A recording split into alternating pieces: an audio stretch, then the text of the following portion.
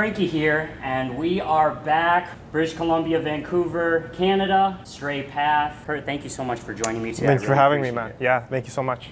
I think the first time I encountered your footage was 2016 or so, and we tried to actually, Ann Arbor folk, we tried to get you out to a jam. That's when you were really starting to pop off. Can you just give us a brief highlights of how you started breaking and part of your life journey as well, so growing up in Vancouver? I started in high school. I think the summer before 8th grade, one of my friends, childhood friends, just showed me simple coffee grinder. Grade 8 is when I kind of started to take it, I wouldn't say more seriously yet, because I feel like at that age you can't really take it seriously. You're kind of just like exploring. In 8th grade, that's when me and a couple other friends, we started learning more on our own. Practiced a lot in high school, anytime we could.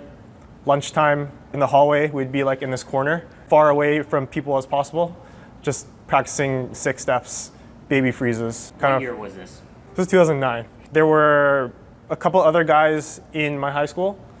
They were in 12th grade, so they're older than us. They were kind of the ones that, I wouldn't say mentor me, but kind of took me in and showed me the Vancouver breaking scene.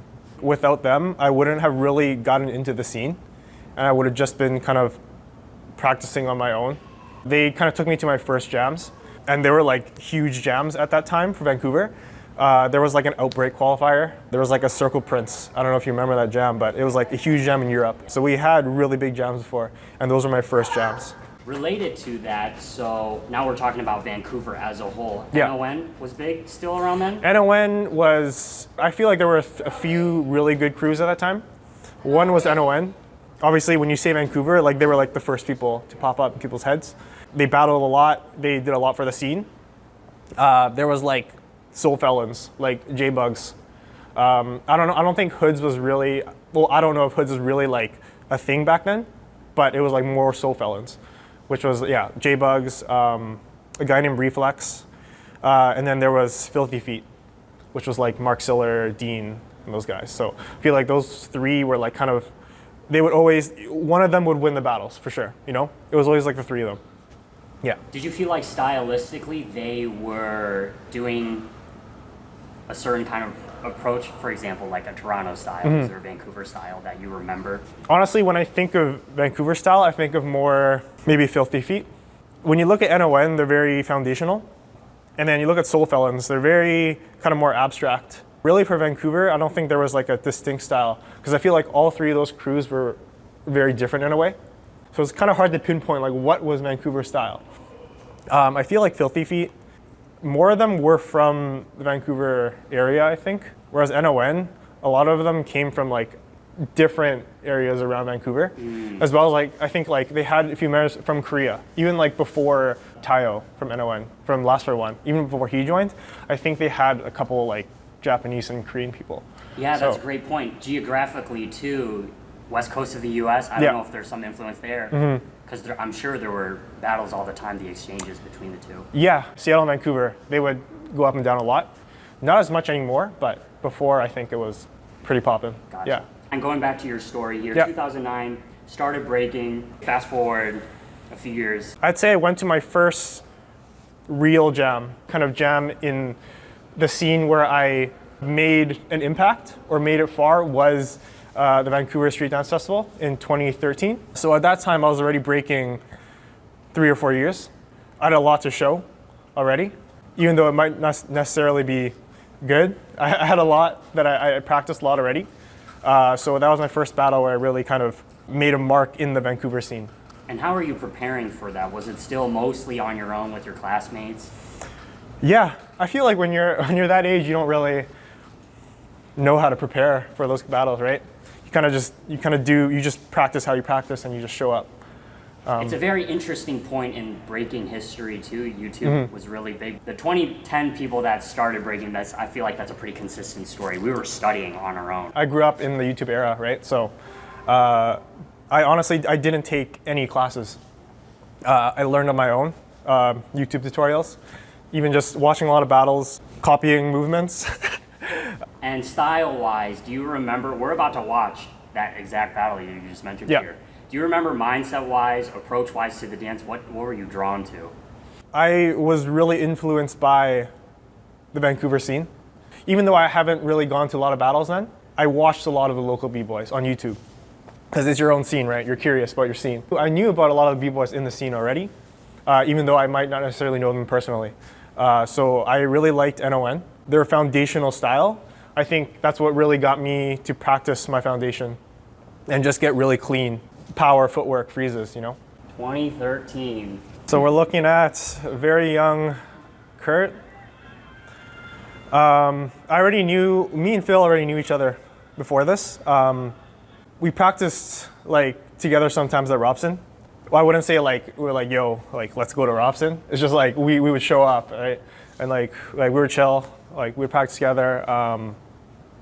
We were both really hungry people at this time, like being so young. I feel like the scene is so like fresh in your mind. Like everything's like you kind of have like a tunnel vision right now, right? You just really want to like show yourself and rep in the scene. Yeah. So I guess same age? I think he's a year younger than me. Okay. Yeah. And a little bit about this jam, this crowd. Yeah. And tell us a little bit about that.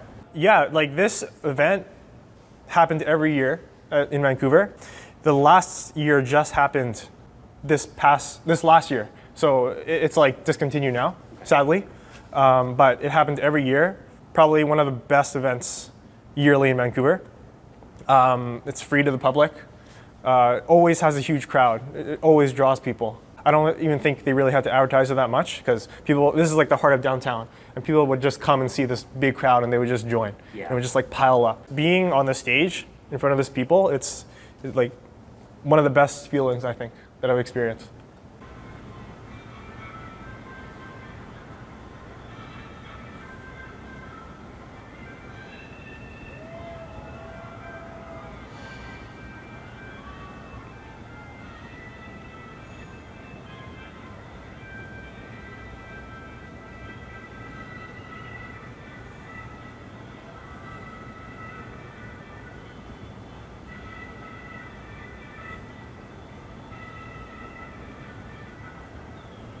What do you think?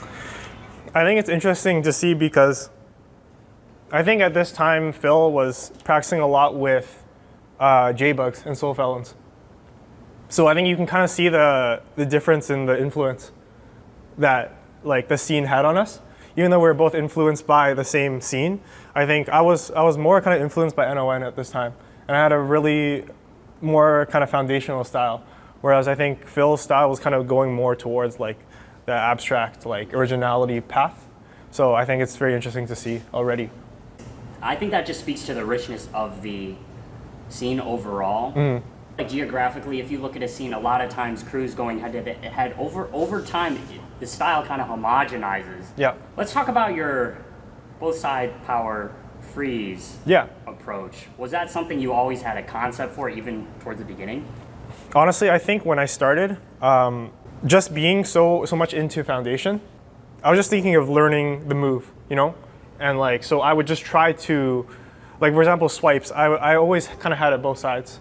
I was really trying to get my foundation down at this point, not really thinking of like, oh, what can I do with this move? But more of just like trying to learn as many moves as I could and just make them clean.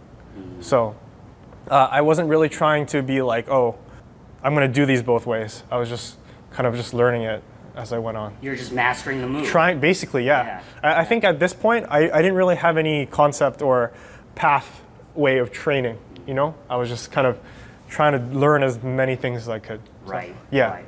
For me personally, as an aside, and maybe you relate to this, 2013, 2015 time is when the inside chair became really popular, you know what I mean? So Yeah. your opposite chair and then you continue with your power the other way. So Yes. I don't know what you guys call it, but I know East Coast people call it rummy.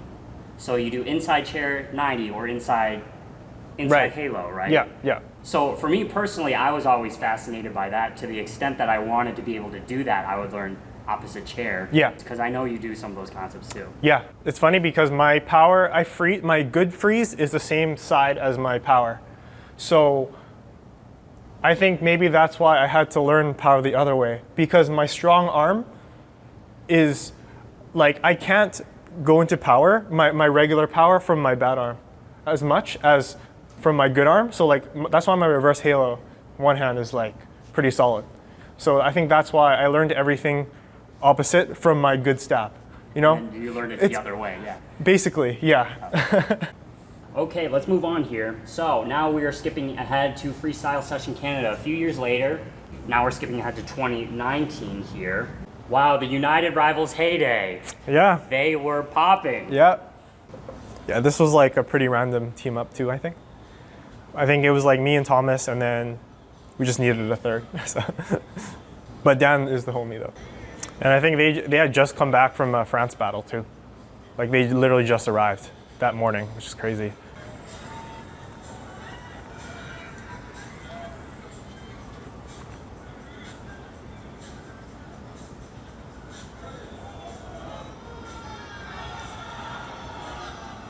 You gotta bring that first move back.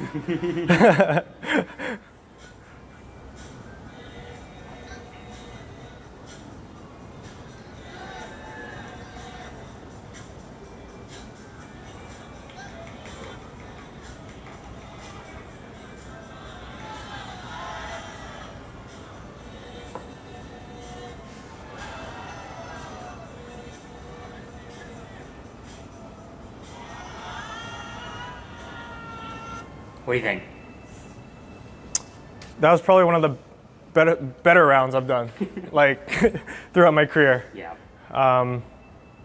Yeah, it's interesting though because even though it was a really good round, I feel like I don't break the same way anymore, or I don't feel that same way when I break compared to how I felt then. What do you mean? I feel like the way, well, first of all, I don't do those like specific moves as much anymore. But it's not even the moves. I feel like it's the way I approach the moves and the way I combo them together, and like I feel like the intent behind the moves when I do them. Nowadays, I think I play around a lot more in terms of like transitions, and I have like that experience now to kind of like switch it up on the spot. Where I feel like before I was a bit more so like structured, you know, and like less free in a way. So, yeah. Like you have moves in your head. Yeah. Even now though, I do have moves in my head, but I feel like I can play with them more. You know, I can just like switch them up on the spot more. And nowadays I feel like I don't do combos the exact same every battle anymore. Like I'll switch up the entry or like how to get out of it, because I feel like I have a lot of in and outs from my moves that I can just kind of just chain signatures differently nowadays. Yeah. I understand what you're saying, yes.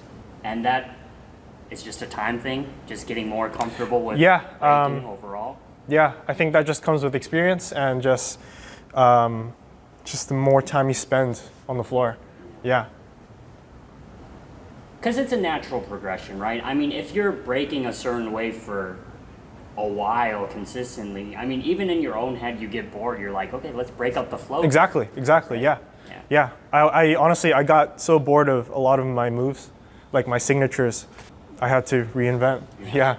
One thing I want to talk about, Curt, is your overall delivery of breaking. I'll just draw from my experience personally. When it comes to doing harder stuff, I get tense. You can see it like in my movement, but you just seem to stay composed, even just like that first sequence there. Yeah. With the pull through, inside chair. Yeah. Something so crazy. You just look calm. There's some rounds where I can feel rushed. I don't like that feeling, you know, but it happens. Usually in my first, maybe prelims or like the top 16, that's when I feel kind of more pressure in a way. But after that, I feel like as the battle progresses, I get more and more comfortable. Like in the finals, I'm like really warmed up and everything. It's usually the first round. I feel like where you have so many things to choose from, like moves. You don't know if you can underperform or overperform, so you're kind of like in a weird spot. And that's a great point. I think that breakers, at least for me, you go to a battle, you should have a cognizance about prelims and top 16. Anyone can kill it during that time, so you kind of have to have this social awareness, like, okay, I do need to Even if I extend a little bit, I do need to put a little bit more in. Yeah.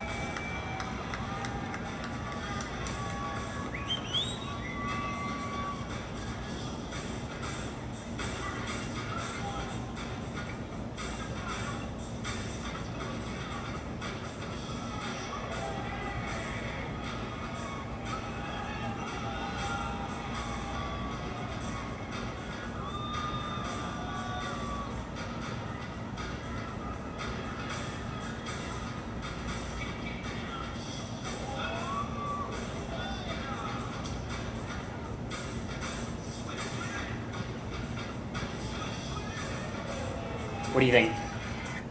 By this time in the finals, I'm like, mentally, I'm just like really, I'm like warmed up, you know? I'm like in the zone. I think maybe like too chill. I was like kind of like, I wasn't like, maybe if I had more nerves, like, I don't know, it might have like, I would have performed differently, but I was like really, I was like kind of like zen right now. I was just like there. I was just like existing. But yeah, I think it was a good round. Like when I start doing more like just straight power combos, I'm like running out of stuff. But yeah, I'm trying to do more, like get more power into my rounds again, like this. Because that is like one of my strong suits, like foundation. So yeah. I mean, approach-wise, it makes sense. One of the best strategies is a no-brainer. Just do whatever your opponent did. Exactly. Yeah. Incredible competitor.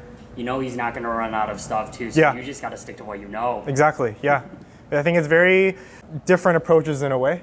He's more kind of free, whereas I'm more like methodical, I guess, in my movements. You can see like clear concepts, whereas him, it's like you don't know what he's going to do, like in a good way, right? Any lessons learned from, let's say, I mean, we've seen you at BC1 Canada for a few years now. Mm-hmm. Just overall lessons learned from being at an event like this year after year and kind of seeing your progression? Yeah. I think compared to, let's say, one of the first years I did BC1, my rounds, I would say, were maybe too methodical. Nowadays, I switch it up. So I kind of try to freestyle more in my rounds, but with my signatures that I know. I just try to be more like with the music as well in my movements. At the end of the day, it just comes down to the like experience years, right? Like the more years I competed in BC1, the more comfortable I am. What you're saying is just not being so predictable in your exactly. rounds, Yeah. Even in your own mind, let alone if other people catch on to what you're doing. Right? Yeah, yeah. I also think that the way I train has a huge impact on it, because the way I train now, it's like 90% I'm just going. I'm just freestyling nowadays. Whereas before, maybe like the first years I entered BC1, or like even in 2019 back then, the way I trained was I'd be like training for battles all the time. So I would just be doing my battle moves at practice. I would just be literally doing rounds, cypher style. But nowadays I just try to move, and I just try to like pick up like things as I go. Like I'm like, okay, like now I can just do like this concept or this signature, and I just try to chain it together without thinking more. Yeah. We have some younger breaking students that watch this channel too, so picking up on what you just said about how before your training is more structured in that way, I would actually argue, if I were to give advice to younger folks, maybe that is the natural progression of how you should train. Yeah. Maybe early on in your career, you do need a little more structure, and then as you mature, you naturally find that freedom. Would you agree with that? I agree, yeah. Because I feel like in the beginning, you have to train structured, right? But then as you kind of like grow within your style, you have the capacity to be able to just play around, you know? And it's just, I feel like after so many years, it's just more fun. You kind of naturally just start playing around more within your movements and just trying to explore more and just getting ideas just from like anywhere. Okay, the last clip we're gonna watch here this morning is Massive Monkees. So as I'm pulling up this clip, dude, tell us, how did this amazing team up happen between you and the gang? I battled with Run many times, like throughout the last like 5-6 years. Joe, we got him to judge our crew jam anniversary. He was in Seattle doing some show, or like prepping for the show, and he was just looking for a team. So he posted like a story, and I'm like, huh, like it'd be cool. Maybe I should ask him. And then it turns out like Run already asked him, because I already agreed to do it with Run, but we didn't have a third. And then Run's like, yo, I asked Joe. And I'm like, oh, I mean, yeah, of course I'm down. So It was meant to be. What do you remember about this event, your takeaways from this one? I've been to Massive quite a few times. The first times was a while ago, so I wasn't as good now. So I didn't make it past prelims. I think the only time I made it past was the year before this, just because we won a qualifier. Yeah, this was one of my favorite Massive, just because I got to battle with dope people, and I got to battle dope people, and just the vibe was really good. So Sometimes that's the most beautiful part about breaking, right? It's not so much about I'm trying to win, but Yeah. like you and your opponent, as cheesy as it sounds, you guys are really just celebrating good breaking. exactly, yeah, it's just an exchange at the end of the day, right? So I like the song, so I went first. And I think like when I know what I want to do, I'm not afraid to go first.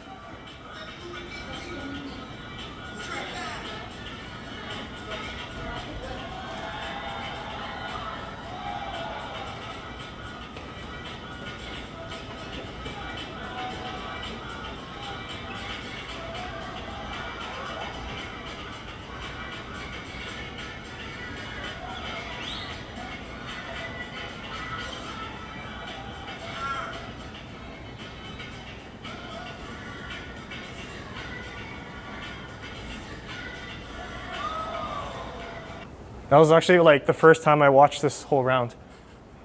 Yeah, I don't usually like to watch my footage like too close after a battle. So, yeah, it was dope. Why is that?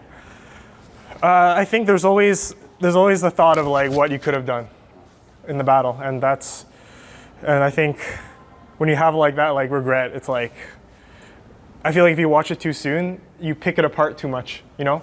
But when you watch it like months later, then you kind of forget how you were feeling in that moment, you know? It's hard to separate yourself from that moment, perhaps. Exactly, yeah.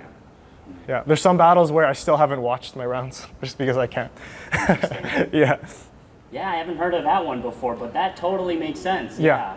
Especially if you're the competitive type. I mean, it'll eat away you. Yeah. You'll be pissed off the Yeah. whole week after or whatever, right? I'm just way too like critical of myself, I think, you know? Style-wise, approach-wise, now that we've kind of seen the whole progression of over a decade, you know, from the Vancouver Festival to here, any takeaways? Even compared to, let's say, 2019 freestyle session, I think just generally my form for everything has just gotten so much better too. Just like the way I move, I think you can tell it's a bit more free compared to before. I think in 2019 it was too structured and too kind of like rigid. But now I think my transitions in between my concepts and moves are more fluid, and it's like less predictable in a way, and just more refined concepts, I think. I think another takeaway I'm just getting from what you're saying is just like, it just takes time. You can't cheat that time. Yeah. It's so beautiful to see breakers be able to grow and mature in their career, but the consistency. I don't know if you've had this experience with maybe dancers that you grew up with at the beginning. Maybe they're more talented than you, but they just drop off one reason or another after a few years. It's such a shame, right? Yeah, I agree. Yeah. The last thing I'd like to talk about really quickly before we adjourn here, Curt, is where are you at life-wise, not just breaking-wise right now, and where are we going to see you in the future? I'm working as a massage therapist. I'm actually in Canada, we have something called a RMT, which is a registered massage therapist, which is one of the more like higher caliber, like kind of like massage degrees, like worldwide. Like I think it's more like regarded for than in the States. So it's like seen as like physiotherapy, chiropractor. It's like same level. So the schooling is more intense. So I'm currently working like unregistered, but I'm also in school at the moment to be registered. I'm almost done though. So right now I'm just kind of balancing that with breaking, which is hard because I can only miss so many days and then I'm kicked out. So it's like really strict. And with how many battles I see you, man, from time to time, it's like, let alone if you have the time to be able to stay in shape, but also create too, right? like you said, battle after battle after battle, even you get sick of doing the same rounds, right? Exactly, yeah. It's also, yeah, it's funny because as I got into school, I started to get more opportunities in breaking. So I feel like I started to pop off more while I started school. So now it's even harder to balance because maybe I'll get invited to a battle or I'll have to travel. And it's like, I have to miss some days, right? Any general career advice for breakers that are as hungry as Great Curt and want to make it to BC1 Canada or beyond? You gotta prioritize your time. Yeah, you need to set a time where you're gonna practice.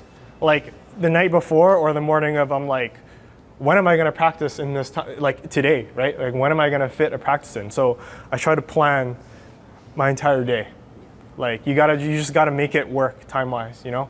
Yeah. Like that's why I would say like 70% of my practices are by myself, or like they're not like planned to practice like with my crewmate because our schedules are so all over the place, and like I just have to fit in practice where I can, you know? Yeah, we have like a free outdoor practice spot in Vancouver, so it's good that I can just go there anytime I want. So, yeah. But just get it done. You just gotta fit it in somehow, you know? Thank you so much for your time today, Curt. It was great to have you on the show here and get a little bit more of the insight behind, you know, we've seen you dance and now we get to see you as a person. Best of luck at the battle tonight. We'll hope to see you around, all right? Thank you, Curt. Thanks, Frankie. And we're out of here. Peace.